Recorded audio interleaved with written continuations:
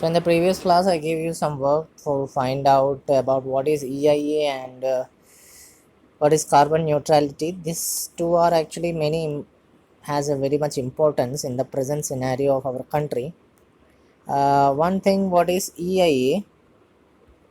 If you had known about this, actually the full form of EIA is environmental, environment impact environment impact assessment. This is the full form of EIA. It is actually a draft that was actually proposed by the central government, the union government. According to this draft, it actually gives complete support to any factory owner or any automobile industry owner to build his factory or his industry in a place without any clearance. Means there is always a clearance needed from the Ministry of Environment if any factory or any industry is being built in a certain place, and that clearance actually is not needed at the starting of the initiation of that particular time, but it later can be taken whenever the factory owner or the automobile industry owner or any type of owner or the mines owner, whenever he gets or he or she gets time, they can take the clearance later. Okay. And there is one important fact that you must also know in this thing, is that this draft can be very much affecting our future generation, because if this draft came into existence, yet now it hasn't came into existence as of today date, if 11th August 2020, as of today it is the last date to the to given by the central government to the state governments to say about, to suggest some changes, or whether they are supporting this particular draft. It is the last date today.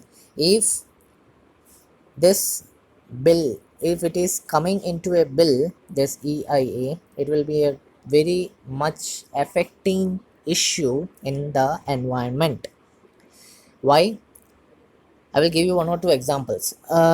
You, in the month of April or March, I am not sure which month it is. It was in this year 2020 when you might have heard about a Vishakhapatnam gas tragedy, where a gas where a factory of some type of plastic or polymer just exploded, and a poisonous gas spread in that area, and because of that spreading, many people died because of that gas spreading.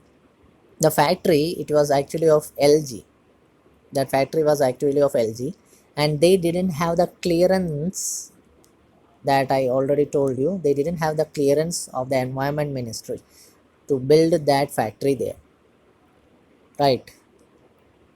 So they haven't, they were in, they had that factory in that area for a very long time, but they haven't got that clearance. They haven't taken the clearance. One more example. In Assam recently, in oil well, it met with an accident. Fire caught there in that oil well, and many people also died in that oil well. That oil well also didn't got this clearance from the environment ministry, and so because of that, as they didn't have this clearance, they just worked uh, uh, just worked as if they are the owners of everything. And because of this consequence, what are the consequences that happened? People lost their lives which were living nearby. Similarly, if this EIA bill come into enactment, if this EIA bill is passed tomorrow, near your houses, if any factory, if any oil well, if any mine, anything which is regarding to something which creates pollution, if any of this thing come near to you, come near your houses, are built near your houses, you cannot even ask, or you cannot even take action against it if this bill comes into existence, because only few people are responsible to take action against such scenarios. Who are they responsible? Who are the responsible people?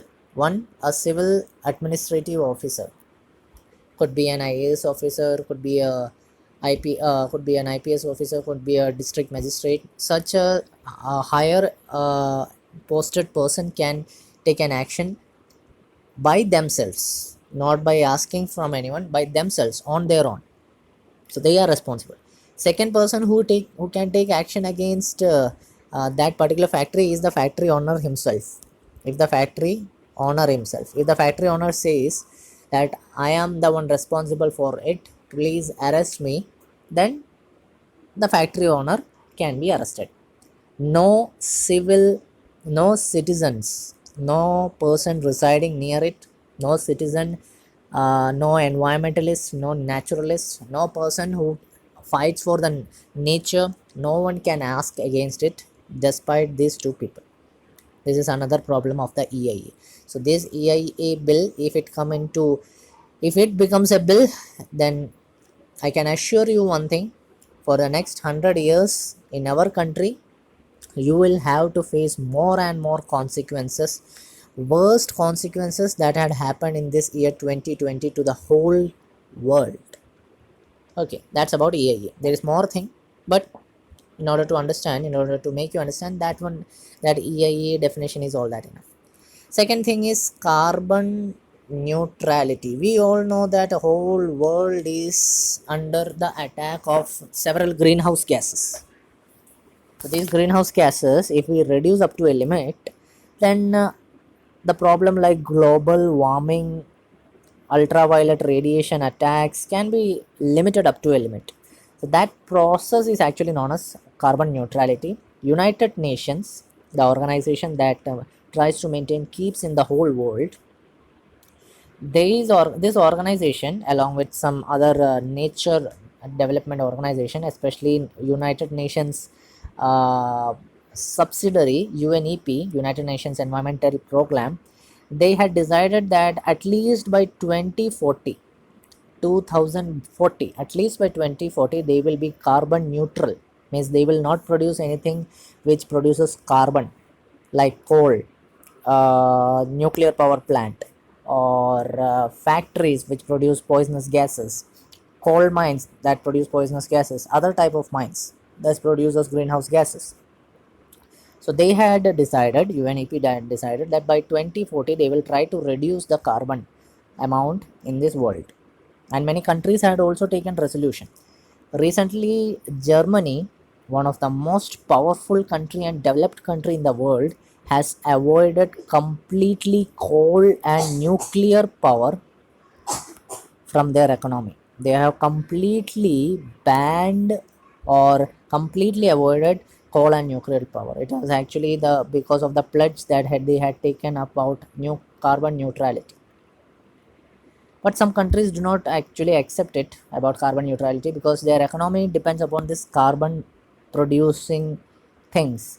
Like for example, one of the country was Poland, which actually did not accept or did not wanted this carbon neutrality process to be sanctioned, so they just withdrawn themselves from this pledging process. They do not want to take a pledge regarding carbon neutrality. One important factor or one important thing that I would like to make you notice is that there is a country in this world which is still now carbon neutral. It is the first country actually which is carbon neutral. It doesn't produce even it had produced earlier times, but now it produces very scarce amount, or we can say very minute amount of carbon related substances. The country is Bhutan. Bhutan is the only country in this world which is carbon neutral at present. Okay, that's about carbon neutrality. So these two concepts I made you understand because it is regarding to the ecology. Okay, now speaking about the topic, why do we need our natural resources, or why do we need to manage our natural resources?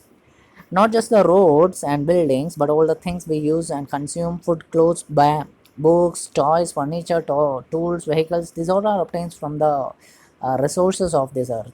Whatever we use in our daily life, whatever we consume in our daily life, we have got that from the natural resources of our environment.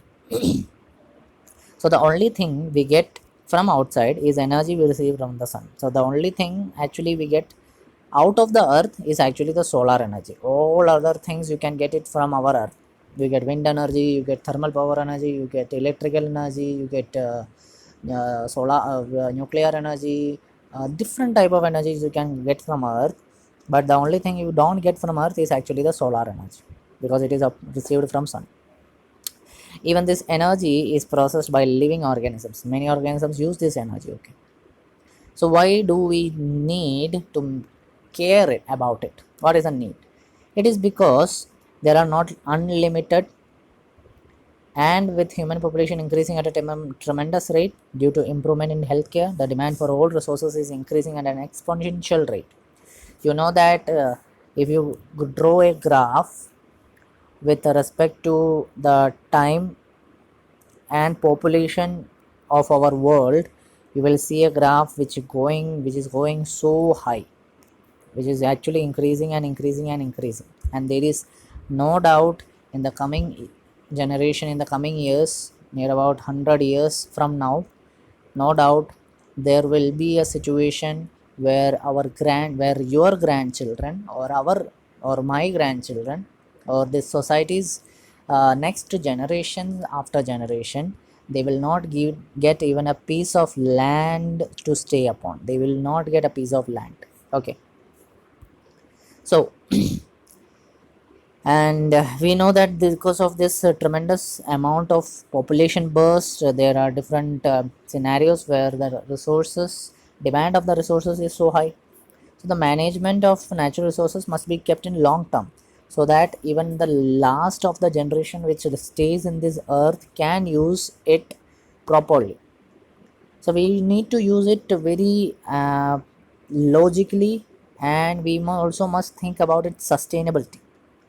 The management should also ensure equitable distribution of all resources, so that all, and not just a handful of rich and powerful people, benefit from the development of these resources. Every single person in this world has the right of the natural resources that they get. Not only the rich people, not only the powerful people in this world has the right, each and every person has the right to get it.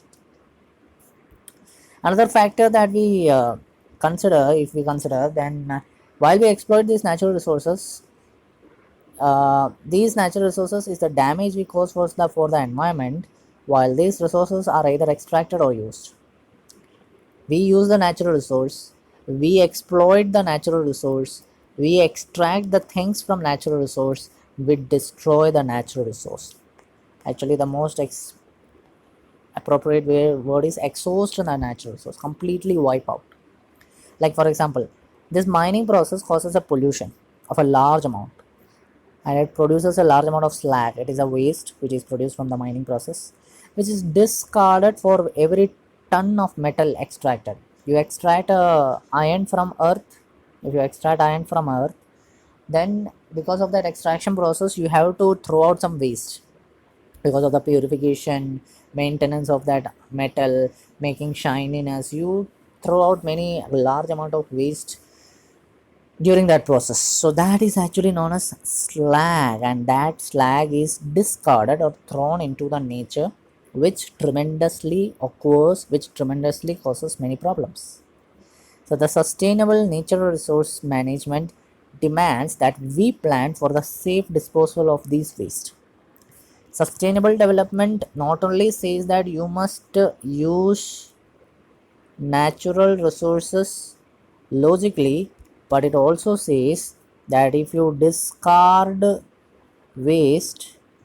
you discard waste, then you must you must also discard it properly. If you throw waste, you must throw it properly in such a way that either it can be considered under the 3R principle, or it can be regenerated again and again. Okay, so that's all for today. I hope you understood the concepts. try to find out more and more things about EIA, as I told you, and also find if India has taken any further step regarding the carbon neutrality. Many countries have taken several steps. Has India taken any step for carbon neutrality, and what is the current status of EIA in the present scenario? This is the homework that I gave you. Just find out by yourself. Okay. Thank you. Have a nice day. Stay safe.